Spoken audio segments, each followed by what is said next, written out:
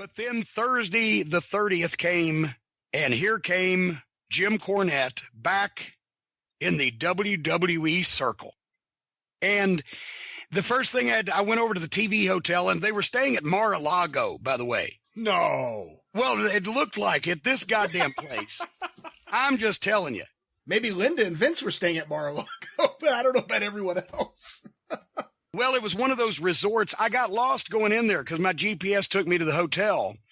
Because, you know, I stay at a little out-of-the-way place where you can park 30 feet from the door, room service cheeseburgers, $10, you know, free parking, easy access, out of the way. They're at this giant resort in the middle of golf courses. My GPS gets me there, and I get lost on the golf course trying to find the hotel. And then suddenly I see this giant, it was huge. It was huge, it was. But I checked in, and I love the idea of someone playing golf, and there's some angry guy in Black Beauty like, honking his horn and yelling. I'm like, hey, 4, get the fuck out of my way. So, I'm going to do this as a compliment sandwich, right? Because I didn't go down there and I know everybody was waiting for me to cuss somebody or yell at somebody or be shit. I didn't go to be shitty with anybody because that it wasn't the forum to litigate that stuff. And it would have reflected badly on the Rock and Roll Express and on anybody else from my generation, all our old NWA guys that might go in the future. I didn't want them to think, well, Cornette put a kibosh on that. So I said, I'm not going to be shitty, and there's some people that I do want to see, and I'm going to concentrate on those folks. And if somebody comes up to me and sticks their hand out, I'm going to shake it. Well, I didn't have to worry because when I walked in the green room, first person I saw was Chris Jericho. And he's coming to Louisville, by the way, in May. I'm not sure of the date.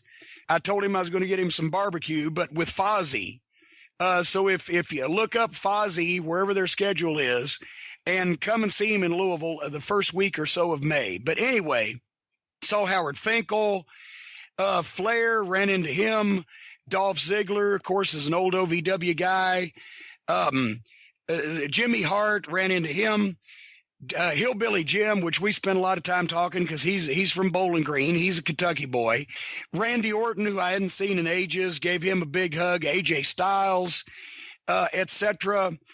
Anyway, and Shane McMahon, who I've always talked well of, and God almighty, what the fuck? I said, what the fuck are you doing? He's 47 years old, I guess now, and he looks like he's 27. He's in better shape now than he was then.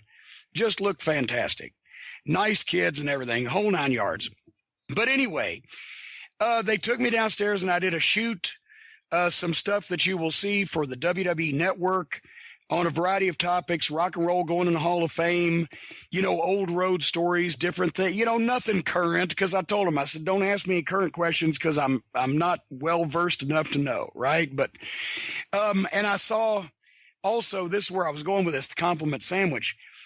I've saw several people are still there from the studio, which that was probably my favorite part of working in Stamford was the folks at the studio. I spent a lot of time over there, whether it be announcing or just going to hang out because I liked it over there better. It was less pressure. And some of the folks that were there are still, imagine that, still there. And names that wouldn't mean anything to anybody. Anybody that listens to the podcast, if I said Chris Chambers is still there, oh my God, no, but some of the studio folks, I got a chance to catch up with them, and it is so refreshing because I always have loved the WWF production. And now it's increased tenfold, but they do such a good job. And it was so refreshing to sit down with producers and audio people and camera people that actually know what the fuck they're doing. And I'm not trying to cast aspersions on some of the people I've worked with over the recent past few years, but goddamn, just the fact that the audio guy knew how to wire up my microphone through the knot in my tie instead of taping it like Go Fight Live. Oh, I didn't mean to mention anybody's names. Duct taping it to the inside of my fucking lapel, something they got at Radio Shack. This was real television with real people. They also, some of them do work for ESPN, etc. So that was great. We had a nice talk there. I got to stop you. I got to ask you a few questions about this. So they bring you downstairs to shoot these things, which, as you said, we'll see rolled out on the network. who is actually the person asking you questions? And now you're going to embarrass me because he's a new fella that I had not known previously, and I can't remember his name. But he was a nice guy, and he had obviously done his homework and asked me some questions that I could actually give pithy answers to, and etc. And hopefully he doesn't listen to the show, or elsewise he'll go, well, that motherfucker, he was so nice to me and don't remember his name. And the other question, obviously, you're saying all these fine compliments about the production team and how it was a real pleasant experience. There's obviously one name that everyone thinks about in terms of WWE production, and, of course, your relationship with him. Should I bring it up now, or is this something I should wait a little bit before asking? Well, no, he wasn't there. And Kevin Dunn, and we'll get to that here shortly. We'll get that on Friday. But no, he doesn't sully his hands with the work that these fine, hardworking, and underappreciated studio employees and freelancers and everything do. He's off somewhere else. But anyway, from there, they took us over to Access. I got to ride in the bus with Jimmy Hart and Hillbilly Jim. Somehow the previous bus had gone, so basically the three Jims had a whole bus to ourselves. And we got to talk about when the Corvettes fell in at the Corvette Museum and blah, blah, blah. And of course, Jimmy's known Hillbilly for years, so we had fun. And then I get to Access. And fucking hell, that it is at the Orange County Convention Center. And I've seen, when I started with the company, they ran shows in buildings smaller than they had Access. It was huge, and there was a bunch of people there. I met a ton of the members of Cult of Cornette. We signed autographs. I signed autographs as fast as I could and took pictures as fast as I could for 2.5 hours. And they were saying it's time to go. There's still about 20 people in line, but we went through hundreds of people, and they were from all over the world. A couple of them brought me some presents. I appreciate that. A couple of pictures I'm going to put up on the office wall. But before that, when we first got there, that's when I saw two folks I hadn't seen in a while, Triple H and Stephanie. And I got to be honest with you. Now, I know that I guess everybody does this. When you have visitors in your home, you treat them nicer than the people that live there, like your brother-in-law that's living in the spare room. You don't give a shit for him, but you treat the guests nice. But I do have to say, and also maybe they're too important to listen to anything I've said over the last 20 years. But Paul, as he's known now, stuck his hand out. I shook it. I said, thank you for the invitation. He said, we're looking forward to it. Stephanie came up and gave me a hug, and they went on about their business. And that was pretty much our interaction because they had other things going on. But I have to say it once again, I didn't go to be shitty, and I was going to shake hands with anybody that stuck theirs out to shake mine, and they did. So I did. And I have no complaints about our 45-second interaction. But if it wasn't, it was him.